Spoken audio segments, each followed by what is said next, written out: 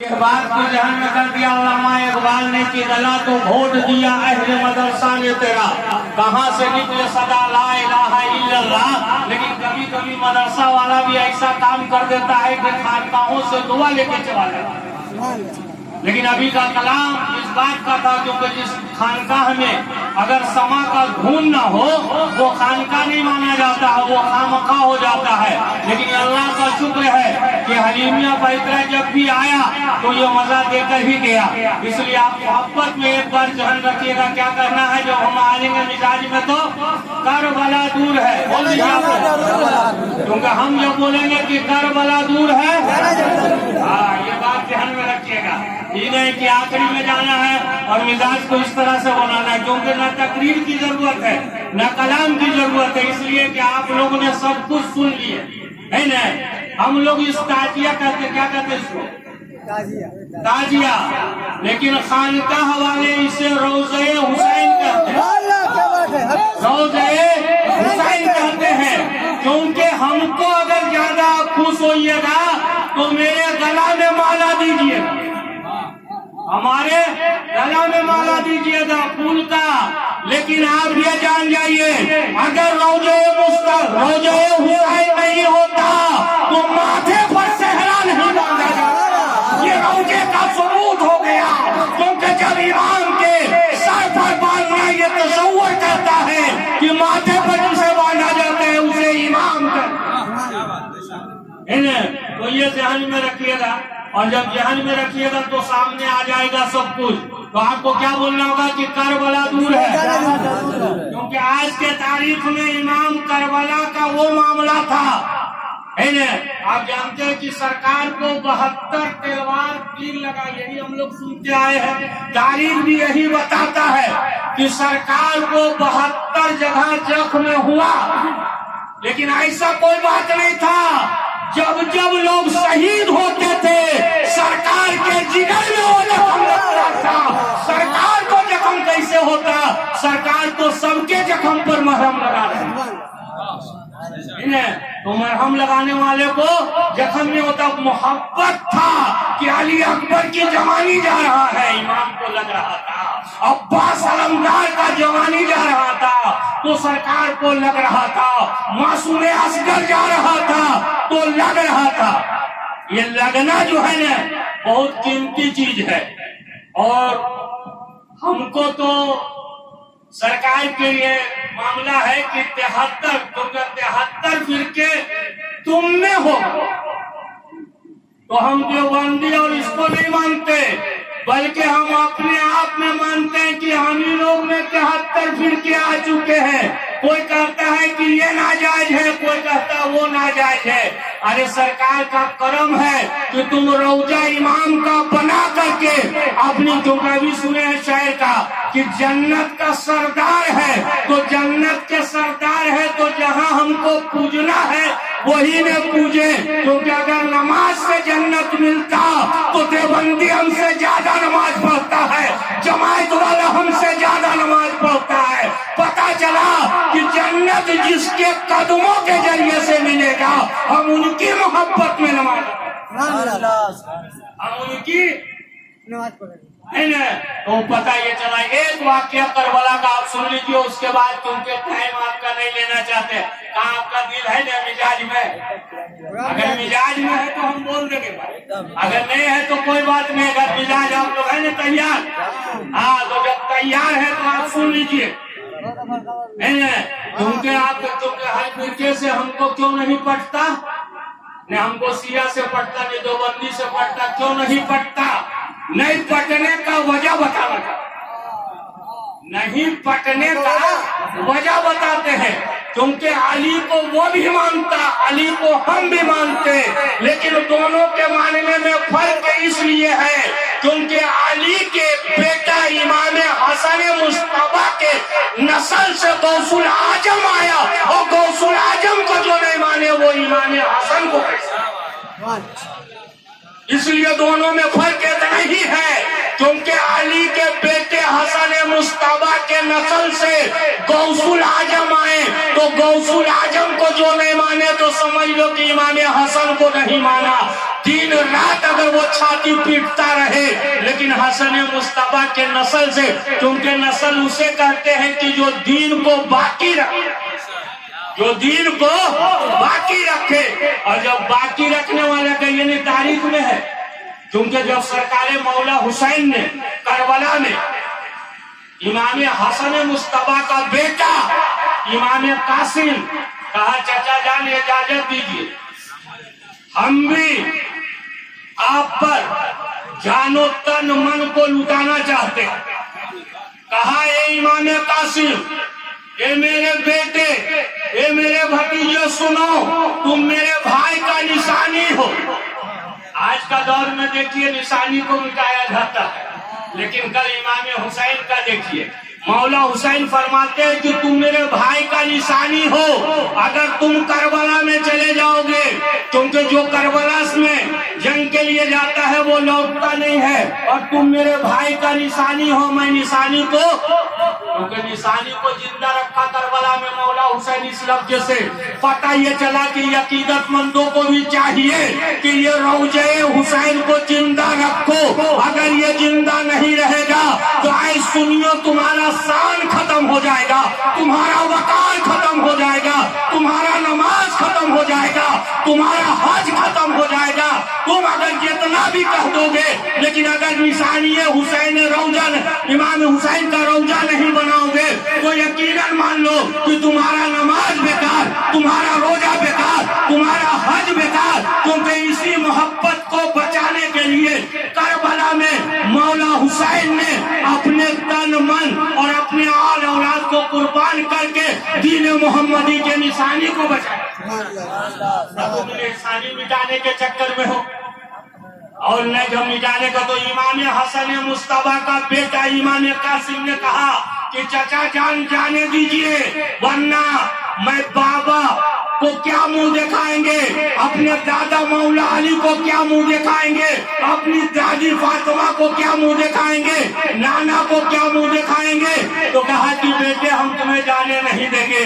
अगर तुम ज्यादा जिद करते हो तो ऐसा करो कि तुम अपनी फूफी सैयदा जैनब से इजाजत ले लो, सैयदा जैनब से इजाजत ले लो। और जब करबला में सैयदा जैनब के पास पहुंच रहे थे, इमाम कासिम को याद आ गया, इमाम कासिम को याद आ गया जो बाप ने वसीयत दिया था, क्योंकि उस वक्त वसीयत दिया था जिस वक्त इमाम हसन मुस्तफा को जब जहर पिलाया गया था और कलेजा कट कट के गिर रहा था, उस हाल में इमाम हसन मुस्तफा ने इमाम कासिम को कहा था कि एक कागज ले आओ और एक कलम ले आओ। तो आप सोच लीजिए कि अगर हमको जरा सा ब्लड प्रेशर बढ़ जाता है तो न कलम हमसे उठता है न कागज उठता है, लेकिन करबला इमाम हसन मुस्तफा को जहर दे दिया गया, कलेजा कट के गिर रहा है। उस हाल में कागज मंगाया और मंगाने के बाद बोला कि नाना के दीन बचाने के लिए मेरा भाई मौला हुसैन जब करबला में जाएगा तो वो वहाँ सबको कुर्बानी का हिस्सा लेना है। ये मेरे बेटे इमाम कासिम, जब वो वक्त आ जाएगा चाचा तुमको जाने नहीं देगा, मौला हुसैन तुम्हें जाने नहीं देगा, तो ये वसीयत हम कर देते हैं और ये वसीयत का कागज तुम दिखा देना। और जब ये बात इमाम कासिम को याद आ गया, और जब याद आया तो इमाम कासिम ने उस ताबीज को निकाला, और निकालने के बाद मौला हुसैन की बारगाह में पेश किया कि चाचा जान इसको देख लीजिए। जब चाचा ने देखा कि इमाम हसन मुस्तफा ने कहा कि मेरे बेटे इमाम कासिम, जब मेरे भाई पर तुम कुर्बान नहीं होगे तो मैदान मैसर में हम तुमको माफ नहीं करेंगे। और जब माफ का लफ्ज आया था, इमाम हुसैन का दिल कलेजे में आ गया कि मेरे भाई का ये वसीयत है। वसीयत के मुताबिक मौला हुसैन ने इमाम हसन मुस्तफा को, अभी सुने न कि करबला में दस्तार बांधा जा रहा था। अगर हम हाफिज होते हैं तो दस्तार होता है, हम जब कारी होते हैं तो दस्तार होता है, जब हम आलिम होते हैं तब दस्तार होता है, जब पीर खिलाफत देता है तब दस्तार होता है। लेकिन करबला में कुर्बान जाओ कि मौला हुसैन जिसको भेज रहे हैं दस्तार के साथ भेज रहे हैं, वो चाहे औलो मोहम्मद क्यों नहीं हो, चाहे वो मासूम असगर क्यों नहीं हो, अब्बास अलमदार پر کیوں نہیں ہو؟ سب کو دستار دینے کا مقصد ہے کہ یہ میرے نانا کا سنت ہے. تم دستار باندھ کر کے کل قیامت میں جب ہم تم کو چمکتے ہوئے دیکھیں گے. اور جب امام قاسم اس طرح سے کربلا میں اترے تھے جیسے لگ رہا ہے کہ آسمان سے چاند اتر گیا ہے, آسمان سے چاند اتر گیا ہے. جب کربلا میں امام حسن مصطفیٰ کے بیٹے امام قاسم کو دستار باندھ رہے تھے, وہ چاند سا ٹکڑا جب چاند بن کر اتر رہا تھا تو ایسا محسوس ہو رہا تھا کہ آسمان کا چاند اتر گیا ہے, آسمان کا چاند اتر گیا ہے. سارے کربلا میں جتنے مردے اور جتنے عورتیں وہاں موجود تھی سب کے آنکھوں میں آنسو طاری تھا, کیونکہ امام حسن مصطفیٰ کا بیٹا امام قاسم اتنا خوبصورت تھا, اتنا حسین تھا کہ حور بھی شرماتا تھا, فرشتے بھی شرماتا تھا.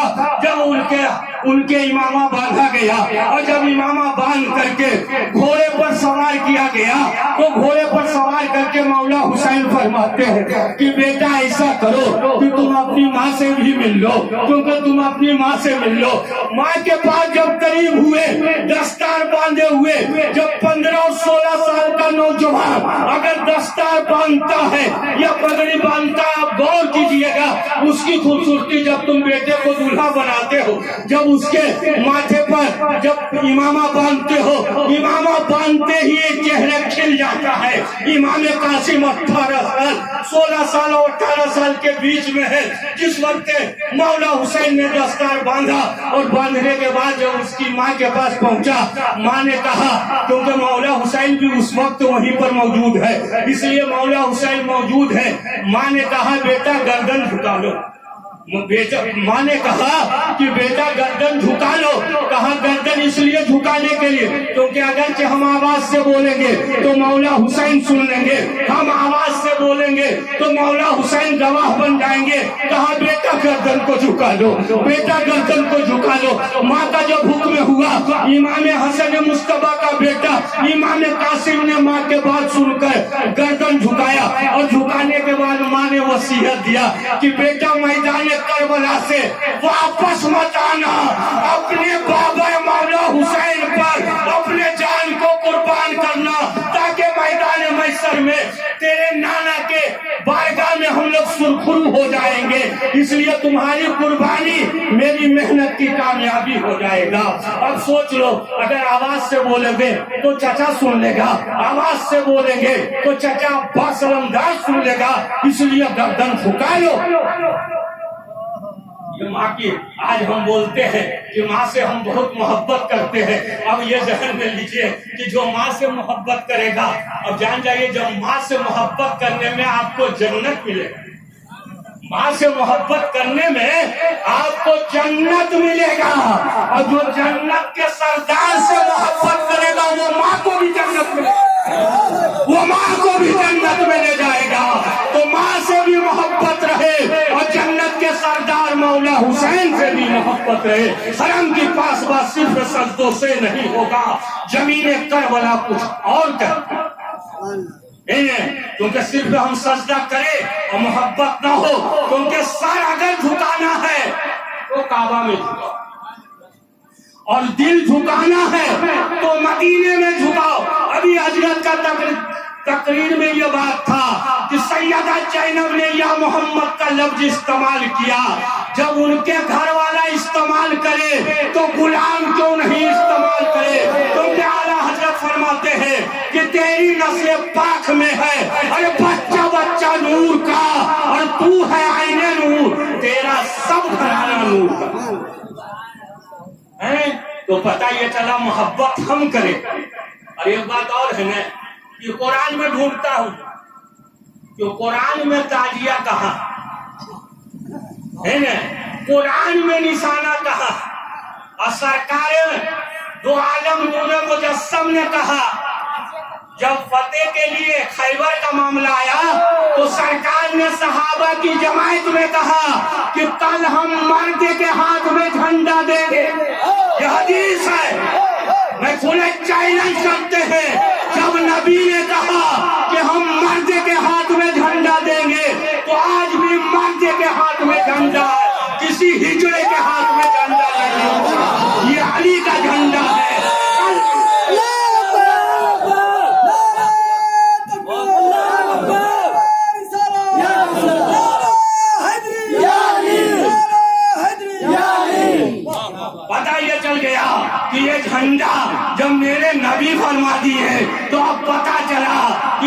झंडे से जो इनकार कर जाए वो मर्द नहीं हो सकता।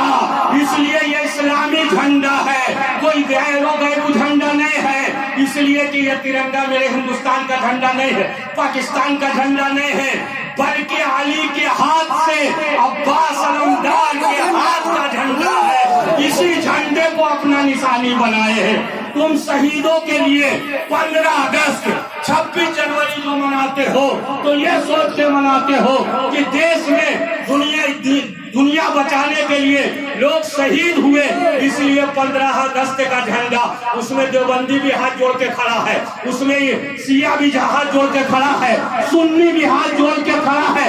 15 अगस्त के झंडा को हाथ जोड़ के खड़ा रहने का अब देखिए कि ऐसा होता है कि नहीं। उसका जिलेबी खाने में उसको लाज नहीं लगता और मेरे मौला हुसैन का खिचड़ा खाने में तुमको लाज लगता। मुस्तफा के नवासे के नाम का सबील क्यों नहीं पीता? इसलिए 15 अगस्त में दुनिया का बचाने के लिए झंडा गाड़ा गया तो तुम उसमें सब राजी हो, और ये दिल बचाने के लिए अपने और अपने औलाद का गर्दन दे दिया। तो मामला ये अहले बैत से तुमको कैसे मोहब्बत होगा?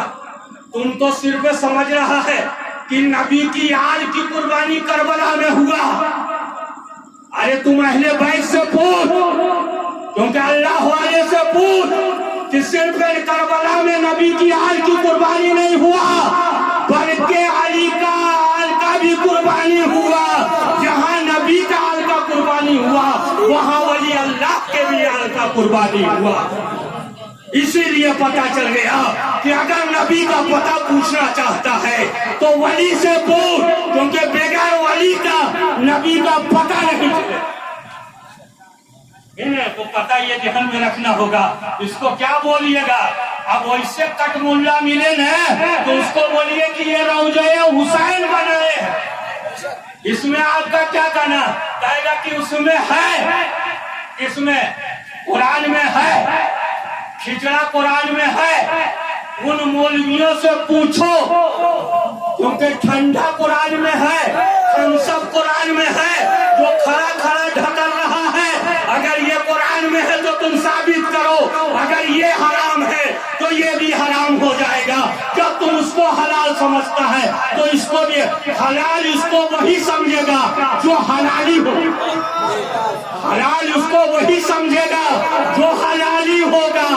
जो अगर आप उसको आगे नहीं बोलना चाहते हैं, आगे तो समझने की बात है, इसलिए समझ गए तो पता ये चल गया कि जो मौलवी अहले बैत से मोहब्बत रखता होगा, क्योंकि इल्म हासिल करना अलग बात है और सिर्फ इल्म पर ही अमल कर रहा।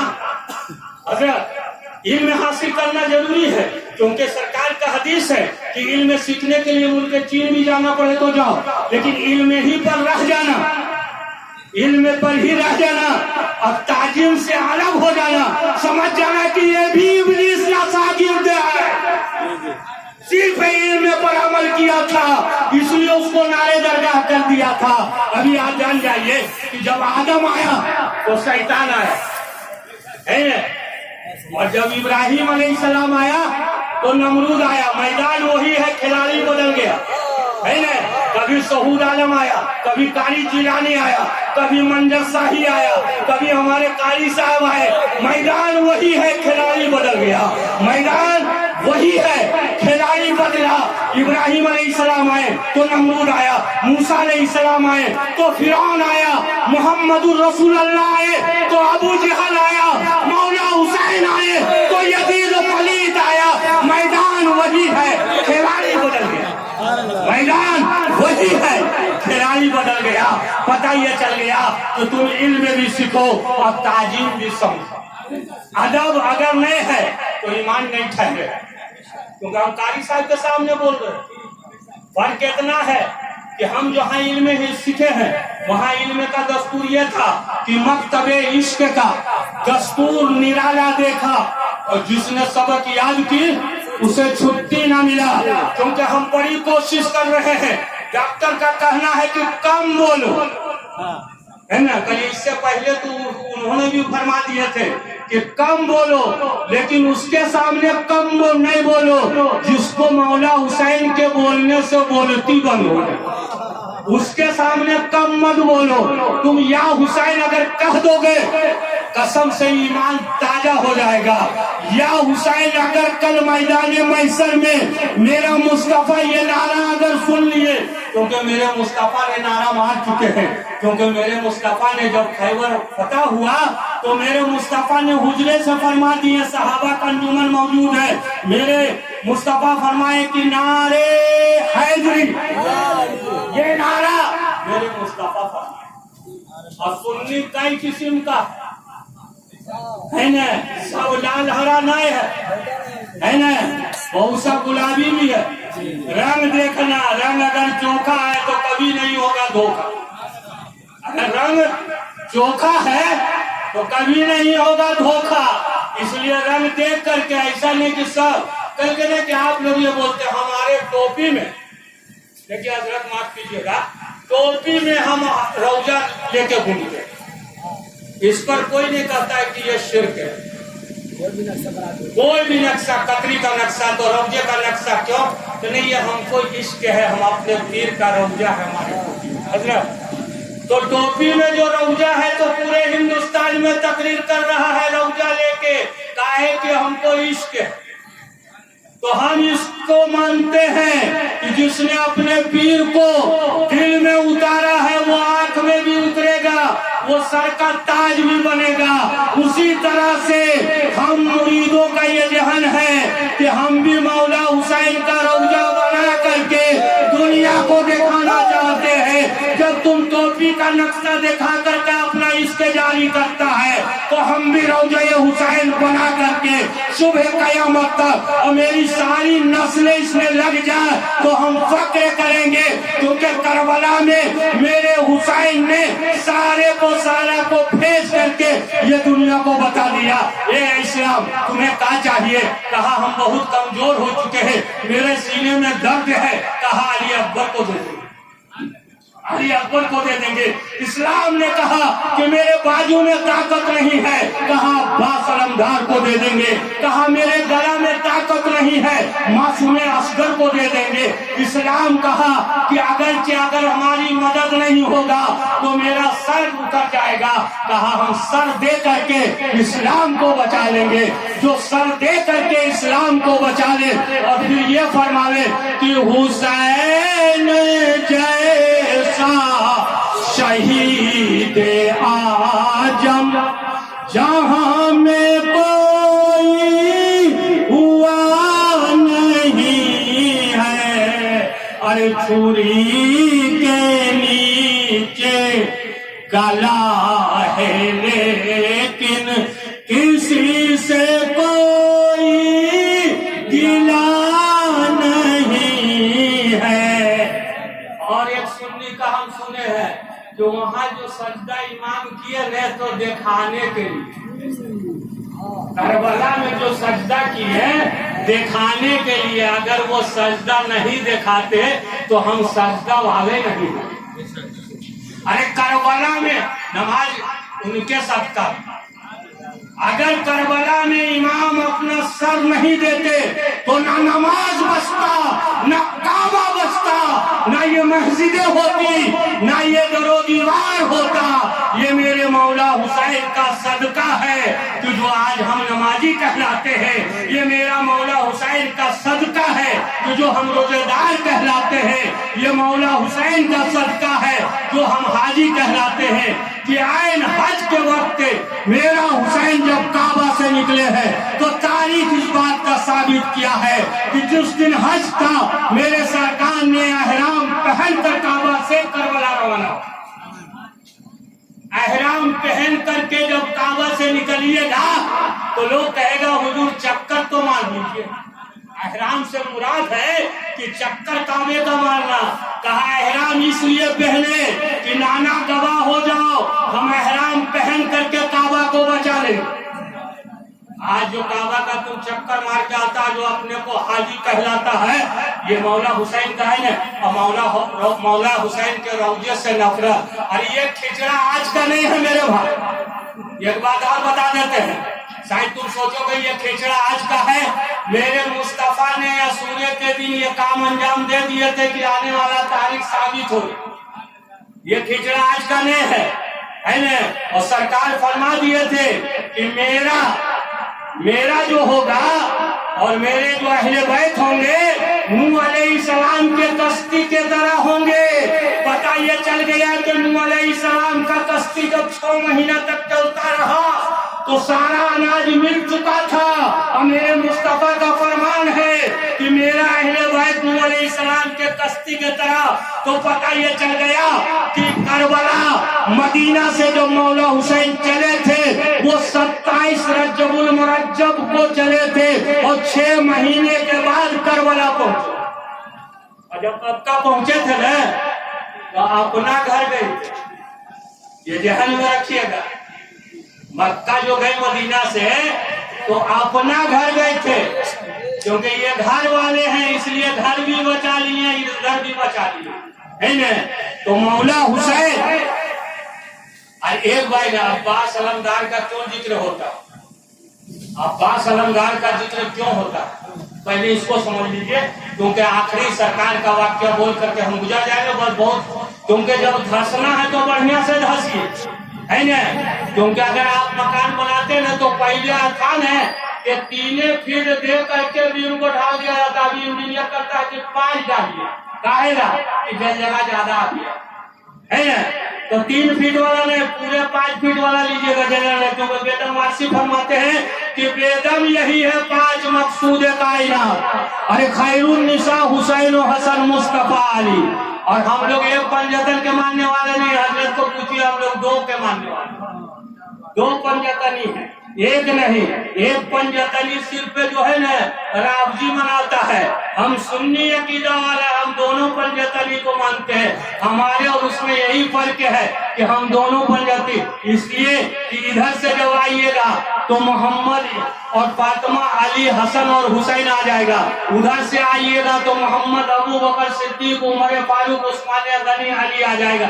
پتا چلا کہ ہمارے ہاتھ میں دونوں ہاتھ میں لڈو ہے, ہمارا ہاتھ کٹا ہوا نہیں ہے اس لیے کہ بازو کٹا تھا لیکن ہتھیلی نہیں کٹا تھا یہ کربلا میں. تو پتا یہ چل گیا. بتانا یہ چاہ رہے تھے کہ عباس علمدار کو جب مولا علی ایک جنگ میں جا رہے تھے, کیونکہ تاریخ کی بات ہے, مولا علی ایک جنگ میں پہنچے اور جب مولا علی ایک جنگ میں پہنچے تو بولے کہ جو علی کا بیٹا ہے وہ میدان میں. بزرگ غور کیجیے گا, بڑی